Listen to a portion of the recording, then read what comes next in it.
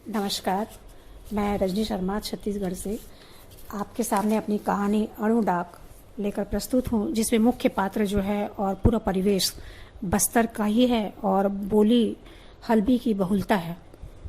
तुरही ने सिर के साफे में बंधे कौवे के पंखों को अच्छी तरह खोचा और होठों के बीच में सुरती दबाकर मस्त बस्तरिया गीत गाते हुए चल पड़ा खेतियों की ओर।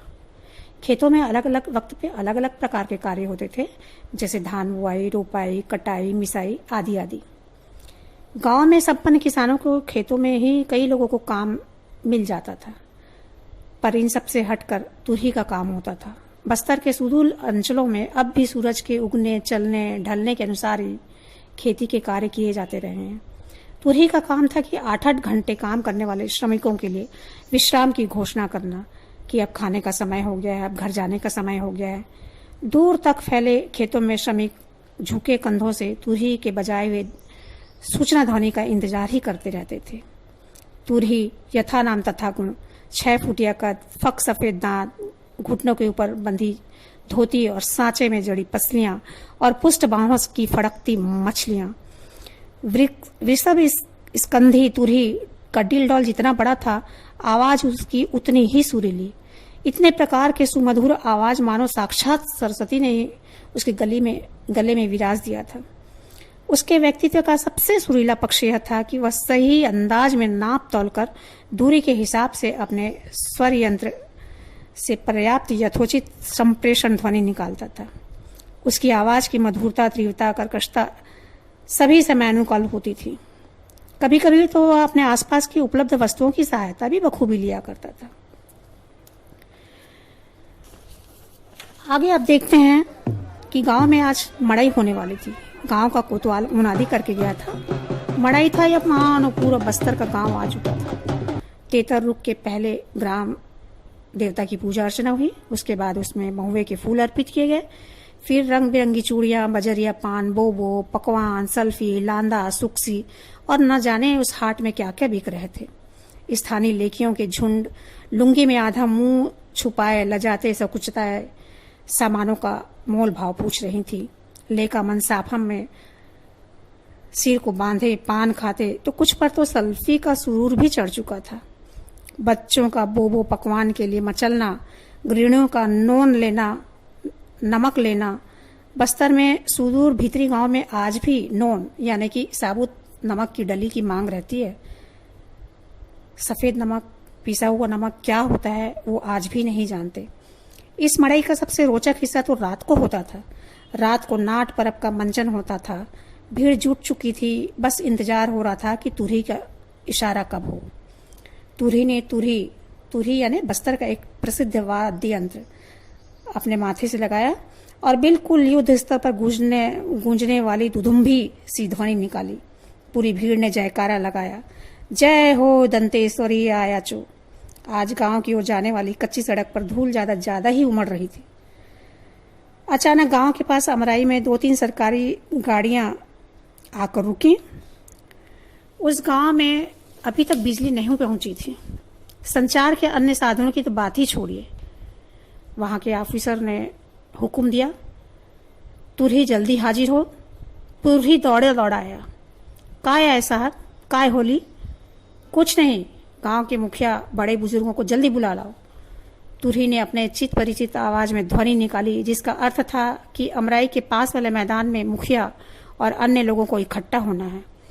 अफसर अवाक, हैरान, संप्रेषण की इतनी शानदार तकनीक कि लोग 10 मिनट के भीतर ही इकट्ठे हो गए। अब चौपाल जमी। ऑफिसर के साथ हल्बी बोली के जानकार कहने लगा, ये आमचो शहर चो कलेक्टर आसे, ये और एवं बड़े आदमी आसे, ये तुमसे कुछ कहना चाहते हैं। तथाकथित बड़े आदमी का परिचय कराते हुए कहने लगे, गांव में बड़ी सी फैक्ट्री खुलने जा रही है।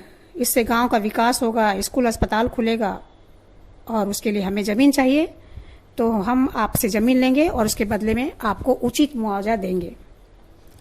पूरा गांव एक दूसरे की ओर तकने लगा। ये जंगल ही तो हमारे अस्पताल हैं।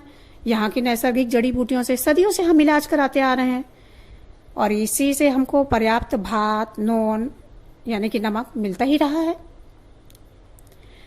हम वनोपज पर ही आश्रित रहकर अपनी जीविका मजे से चला रहे हैं।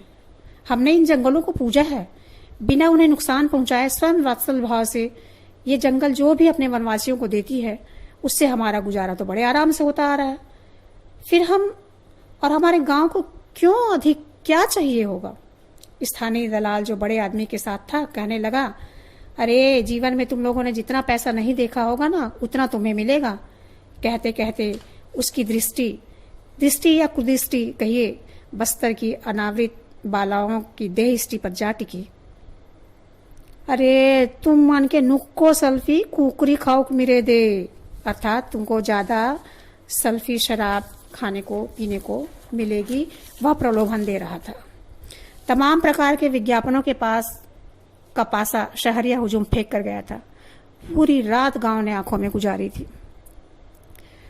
हम लोग अपना त्योहार कहाँ मनाएंगे? हमारे पशु कहाँ रहेंगे? हमारे ग्राम देवता के निवास पर अगर फैक्ट्री बन गई तो खोटला देव नाराज हो जाएंगे। हमारे वनोपज को हम कहाँ सुखाएंगे? बुजुर्गों के चेहरे पर मायूसी छा गई। जवान लेका लेकियों के मन में संशय का भाव था और नौनिहाल परेशान हो रहे थे कि उनकी आया ने आज उनकी तरफ ध्यान ही नहीं दिया है। आगामी दिन सरकारी अफसरों द्वारा एक कागज की प्रति तथा कथित ईमेल की कॉपी गांव वालों को दिखाई गई। देखो, सरकार का आदेश आ चुका है, तुम्हारी जमीन ली जाएगी और बदले में बढ़िया मकान नौकरी भी दी जाएगी। उपापो अनजानी सी दहशत में दिन गुजरने लगे। अचानक वह मनहूस घड़ी भी आ पहुंची जब भूमि के अधिग्रहण की अंकित आदेश की छाया प्रति गांव को दिखाई जानी थी। सुबह लंगर लश्कर के साथ जब सरकारी अमला गांव पहुंचा तो हजारों की संख्या में गांव की भीड़ हाथों में तीर कमान लिए खड़ी थी। क्या ये तथाकथित उस अणुडाक यानी ईमेल के प्रति उत्तर में तुरही द्वारा बजाए गए अणुडाक से क्या रत्ती भर भी कम रहा होगा? चाहे प्रसार की दिशा में तुरही के अणुडाक जो पर्याप्त तीव्रता वाली ध्वनि के शंखनाद के रूप में थी, यह उस विद्रोह का जल जंगल जमीन के पक्ष में शंखनाद नहीं था। तुरही की तुरही बच चुकी थी। पूरा गांव अपनी जमीन ग्रहित करने के खिलाफ आज एकजुट होकर खड़ा था। सरकारी अफसर ने अंतरताना अर्थात ब्लॉग में लिखा कि हमारे अणुडाक से बेहतर संप्रेषण वाला अणुडाक अर्थात ईमेल तुरही का सिद्ध हुआ। बस्तर की फिजाओं में जल जंगल जमीन के लिए सदियों से ऐसे ही तुरही के शंखनाद गूंजते ही रहेंगे। उसकी आवाज बस्तर के गांव गांव जर्रे जर्रे तक पहुंचती रहेगी, हमेशा हमेशा युगों युगों तक। जोहार।